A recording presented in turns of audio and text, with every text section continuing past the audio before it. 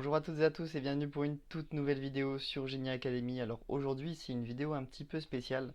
D'abord parce que c'est en ce moment la Coupe du Monde 2026, voilà. Mais aussi parce que nous venons de franchir la barre des 1000 abonnés sur la chaîne Genie Academy. Alors un immense merci à toutes celles et tous ceux qui nous suivent, qui regardent les vidéos, qui commentent et qui partagent l'aventure Genie Academy. Franchement ça fait vraiment super plaisir. Et donc pour fêter ça, j'avais envie de faire un petit format un petit peu différent.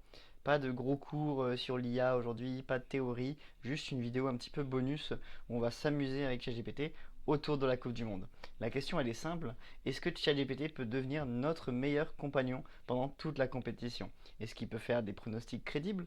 Est-ce qu'il peut analyser les matchs? Et surtout, est-ce qu'il peut nous éviter de passer des heures à chercher les résultats et les classements? Aujourd'hui, on va tester tout ça ensemble. Donc on va commencer par une première application qui est donc de demander à ChatGPT son pronostic pour la Coupe du Monde, tout simplement. C'est impossible de commencer autrement. La première chose que tout le monde a envie de demander à ChatGPT, c'est qui va gagner la Coupe du Monde. Mais au lieu de poser une question simple, on va lui demander de réfléchir comme un véritable consultant sportif. Donc voici le prompt.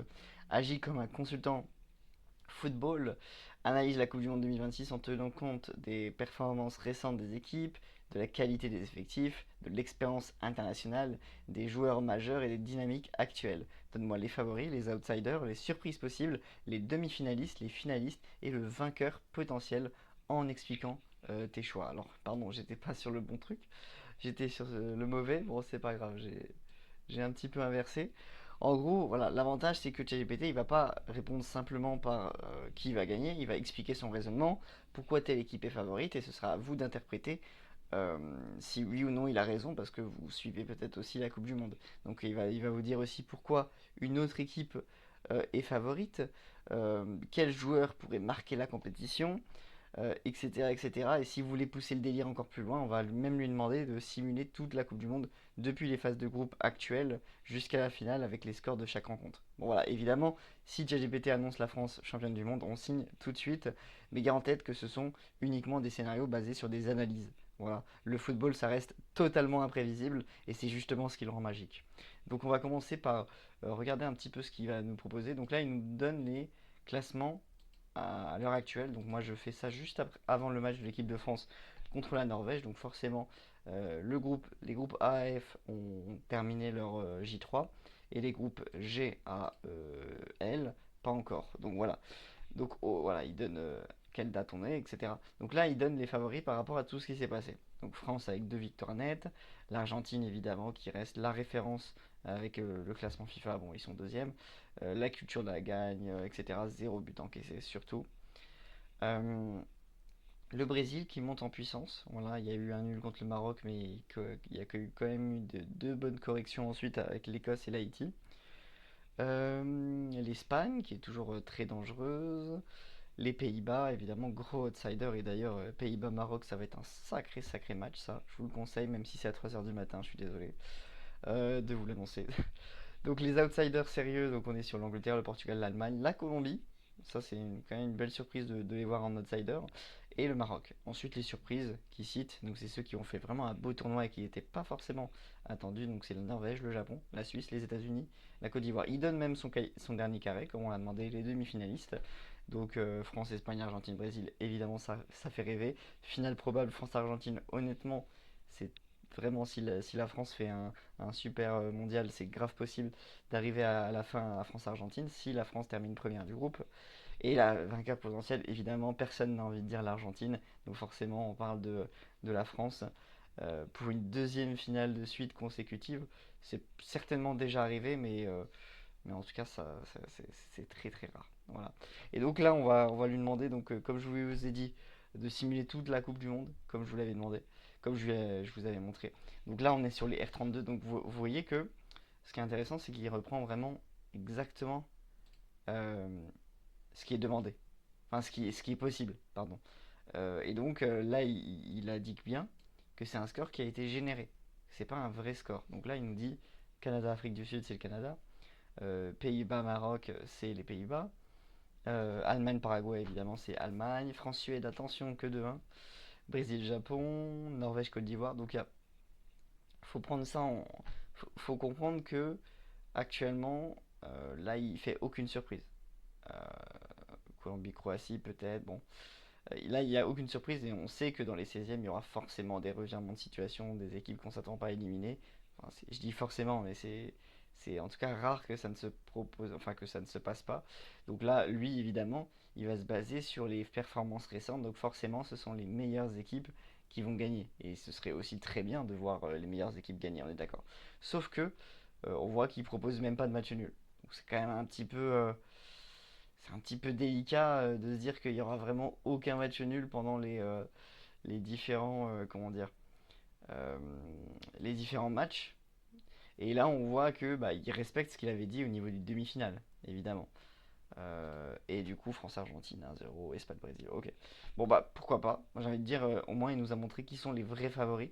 Évidemment, je pense qu'en tant que fan de football, on espère tous que ce soit pas le cas parce que bah, on a envie de surprise, on a envie de vibrer, etc. Mais en tout cas, on espère que la France gagne. Ça, c'est évident. Et donc là, il nous donne aussi les résultats des autres, comment dire, des autres groupes voilà, qu'on attend actuellement. Et là, il me remet qui sont les vainqueurs des 16e, etc. Donc voilà, c'est un petit truc voilà, pour vous montrer, selon ChatGPT, qui doit gagner, qui va gagner. Je suis sûr qu'on aurait mis au début de la compétition, ce serait différent, au début de enfin, à la fin de la J1, pareil, etc. Et peut-être qu'à la fin de la J3, ce sera différent. Donc n'hésitez pas à retenter le prompt au fur et à mesure. Donc la deuxième chose que j'avais envie de vous montrer, c'est comment programmer ChatGPT pour suivre la Coupe du Monde à votre place. Pour cela, il faut aller juste ici, dans la barre latérale, où vous allez cliquer sur planification. Et donc, pour planifier, vous n'avez qu'à lui demander, tout simplement, chaque matin à 8h, de me préparer un résumé complet de la Coupe du Monde. Les résultats de la veille, les classements de groupe mis à jour, les équipes qualifiées ou éliminées, les meilleurs joueurs, les surprises de la journée, blablabla. Et donc là, il me dit, ok, c'est programmé. Donc tous les matins à 8h, tu recevras ton résumé complet. Donc en fait, vous allez recevoir une alerte sur votre téléphone ou sur votre ordinateur, comme quoi le résumé est arrivé et vous allez pouvoir cliquer dessus et l'avoir. Voilà, tout simplement. Donc là, je voulais juste qu'il me montre une sorte de démo, un format démo de ce qu'il va m'envoyer chaque matin pour les résultats d'hier soir. Donc là, on voit, c'est exactement les bons résultats, évidemment. Il y en a bien 6. Et là, il va interpréter les résultats. Donc l'Équateur, évidemment, un gros coup contre l'Allemagne. Ça envoie potentiellement l'Équateur, etc. etc.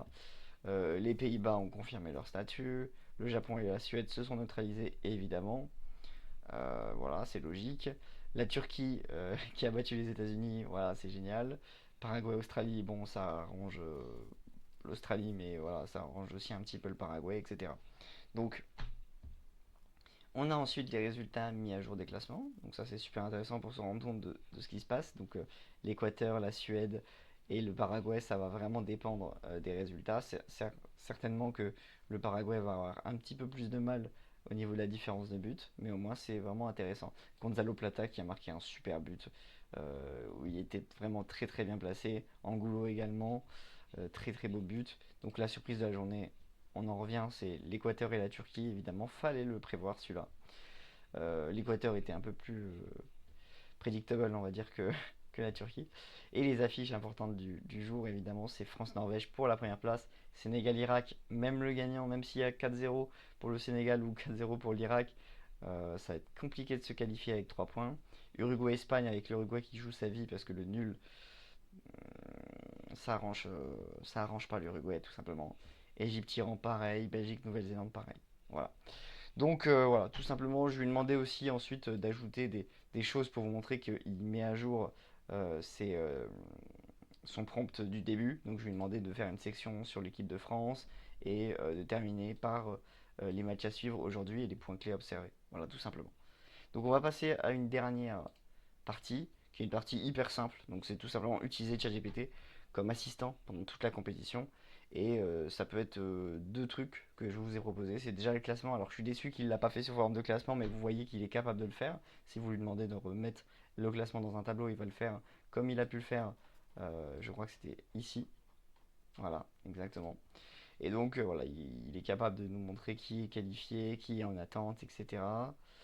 Et je lui ai demandé aussi quels sont les meilleurs buteurs de la compétition. Voilà, on peut faire ça avec beaucoup de choses, hein. Je pense que les meilleurs passeurs aussi ça passe.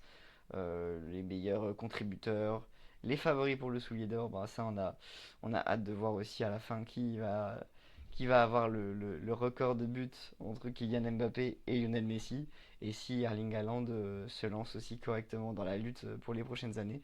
Ça va être très très intéressant à suivre. Voilà, c'était vraiment un petit bonus sur cette partie-là. Donc vous avez vu que ChatGPT, c'est vraiment devenu un assistant personnel pour tout et n'importe quoi. Alors c'est vrai qu'il ne faut pas l'utiliser pour tout et n'importe quoi, mais là j'avais envie de faire une petite vidéo un petit peu fun, un petit peu différente de nos formats habituels. Le but c'est pas de vous apprendre une nouvelle technique d'IA poussée, etc. C'est vraiment simplement de montrer qu'on peut aussi utiliser ChatGPT pour se faire plaisir.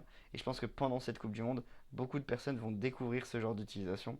Attention simplement à une chose, ChatGPT, c'est pas un voyant. Ces pronostics, il reste des analyses et pas des certitudes. Si vous voulez parier sur les matchs, il faut vraiment que vous compreniez que c'est à vos risques et périls si vous utilisez ChatGPT pour vous aider. Voilà, ça c'est clair pour moi en tout cas. Donc voilà, c'est vraiment que des analyses, c'est pas des certitudes. En revanche, pour résumer les matchs, expliquer les classements, etc., analyser des équipes, n'hésitez pas à l'utiliser. Voilà pour cette petite vidéo spéciale des 1000 abonnés.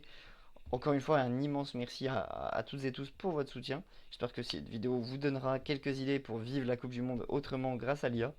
Maintenant, j'ai une question pour vous. Selon vous, qui va soulever le trophée? Dites-le moi en commentaire. Et on reviendra voir à la fin de la compétition qui avait raison. Voilà. Si la vidéo vous a plu, pensez à laisser un petit like, à partager la vidéo avec vos amis supporters et bien sûr à vous abonner à Genie Academy. Et profitez surtout bien de cette Coupe du Monde et évidemment, allez les Bleus.